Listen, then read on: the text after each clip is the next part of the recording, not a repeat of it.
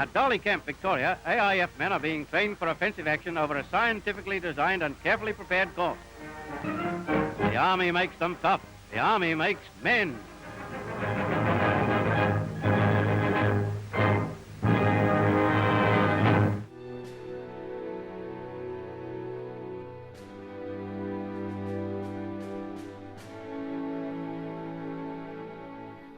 When Australian servicemen entered the POW camps of World War II, they were trained, disciplined men, and their commanders expected them to continue to behave in that way.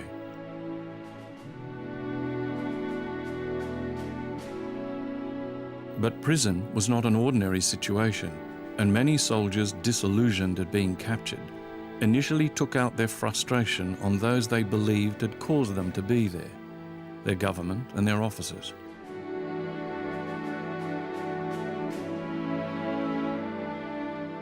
Fred Skeels, a sailor from HMAS Perth, saw this disappointment build up among the Australian soldiers with whom he shared a Japanese prison camp. They were really frustrated because they'd been wasted. That's how they looked at it, just been completely wasted away by their governments. It was a major debating point all the time amongst one another, and even in little debating groups, they'd tackle their officers on it, and why us, and why did we get sent? The officers couldn't answer because they had to go anyway, and they did what they were told by the hierarchy in Australia. They were so filled up with their own importance as being in charge of all these prisoners, you know, and they never did very much for our prisoners. You had no faith in them, no respect nor faith. It wasn't always their fault because they weren't allowed to work by chaps wouldn't let them work. But they still, the old British officers, principals with a cane under the arm and swagger sticks and polished your boots and all these sort of things, you know. It was a good thing for discipline, but if you had no boots to polish and no polish to put on your boots, you couldn't very well look very presentable. We never ever looked presentable whilst I was a prisoner as such. Nonetheless, relationships in the camps between the officers and their men were mostly the same as in regular service life, and the disciplinary code between the ranks was generally sustained. Australians captured by the Italians and the Germans in the Second World War could find themselves in camps with soldiers and airmen from Britain, Canada, South Africa and the United States, and this made for a very different disciplinary structure. The British outnumbered all the others, and command generally fell to them in the guise of a camp leader called the senior British officer. He was responsible for basic discipline inside the camp. It was treated as an RAF station. There was a senior British officer, the most senior ranking, was in charge from our side of the camp.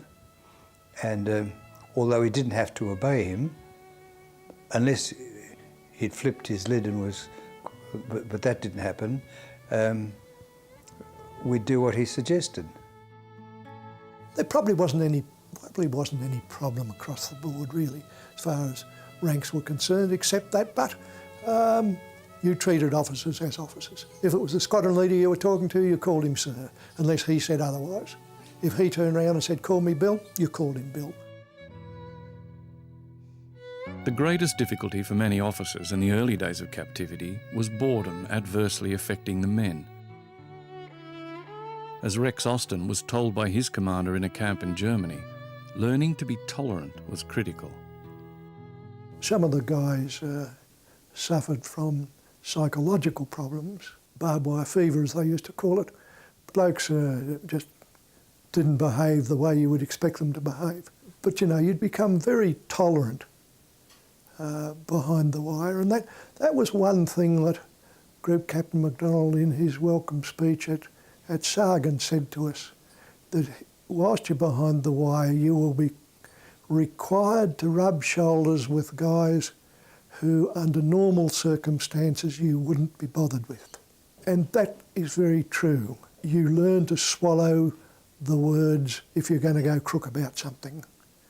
You learn to turn around and shrug your shoulders and sort of say, oh, so what? To combat the boredom, many prisoners began what they called barbed wire universities. In Stalag Luft 3, a permanent camp for airmen that would later become famous for the Great Escape, pilot officer Geoff Cornish remembers how, in the beginning, lifting the men's spirits through classes really worked. It doesn't matter what you wanted to do, there was somebody in that camp, remembering there were about 2,500 people who'd either fully completed their tertiary education or well into it before they joined up. If you wanted to learn photography, if you wanted to learn to make wine and to distill spirits, there's somebody who'd do it for you. If you wanted to learn Mandarin Chinese, Squadron leader Maric had been in Hong Kong and the Far East for 12 years, and he spoke fluent Chinese. You could learn Japanese. Russian was a very popular choice. A lot of people learnt French while they were there. I had the science master from Edinburgh University giving me one-on-one tutorials in chemistry and physics. He was delighted. It was kept him interested and occupied, and it was great tuition for me. Keen to keep their minds active, the prisoners took to making tools, toys, and musical instruments. They concocted lessons and debates from whatever they could remember. Whatever subject a prisoner might have some knowledge about was passed on to others. But as Dr. Rowley Richards discovered in the Japanese camps, discussions about food were the most popular of all. They were constantly interested and obsessed with food, or the lack of, and some of them had the most amazing collection of recipes. Dutch would you start off with, and then there'd be, with the British, you get all sorts of recipes from Gloucestershire or from Worcestershire or Yorkshire or wherever, whichever were their traditional dishes and so forth. And some of them had really an amazing variety of dishes. Wherever they were imprisoned, and while their bodies held up, Australian servicemen found a way to play sport. If they didn't have the equipment, they constructed it, and if they couldn't play their usual games, they adopted the local ones. At one stage we had an oval which was big enough to play cricket. There was a cricket match, the Aussies versus the Poms, of course, as you would expect. There was volleyball. In winter, we even constructed a ice rink, which was about the size of a hockey pitch, poured some water onto it, and we had an ice rink. There was a soccer pitch, and some of the guys played soccer. I tried it once and got sacked. They invited me to be goalkeeper, and I let too many balls in. They sacked me pretty quick and lively. On just the second day of their captivity inside Changi Jail, an Australian concert party gathered together and began rehearsals for a show. It was typical of what were probably the most surprising and unique theatrical productions that had ever taken place anywhere. Sheila Bruhn remembers some of the shows she witnessed in Changi Jail. Concerts usually consist of a variety of items. There would be a singer, a comedy act, a couple of dancing acts, sort of a fashion parade, chorus singing, chorus dancing, acrobatics. We even had put on a circus, which was quite extraordinary considering we didn't have much in the way of costumes. Got a fat lady and a boxing kangaroo and performing seal, trapeze artist. It's quite amazing what talent there was when you start looking around.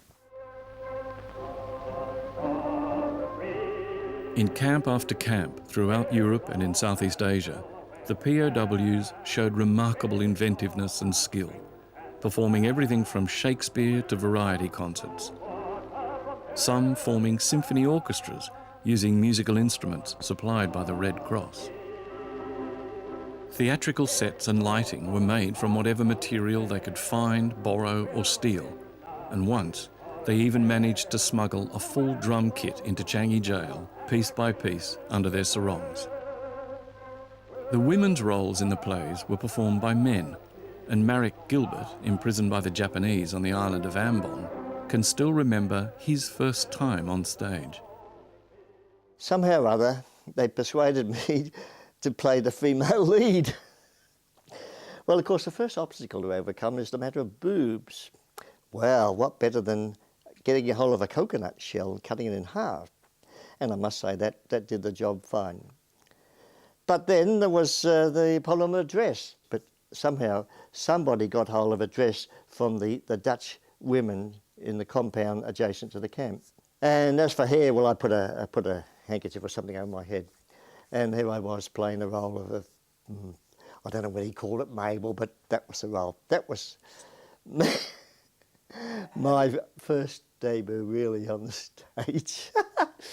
Anyway, it was all good fun, and I like to think that it all helped. We all helped to break the boredom and improve morale as well.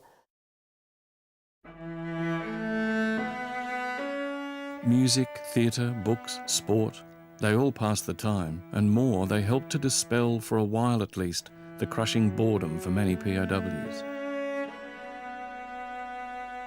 They sometimes had the power to make the camp disappear for a moment, to allow the men and women imprisoned there to imagine that one day this would all pass and normal life would resume.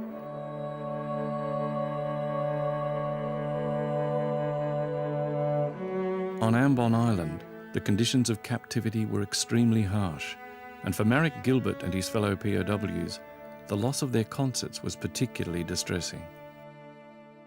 Well, we tried to hold those and did hold those every week for quite a few months throughout most of 1942. They really started to peter out when the Japanese started to make demands for men on work parties, which of course inhibited us considerably. We either didn't have the time to rehearse things or we're just too tired anyway.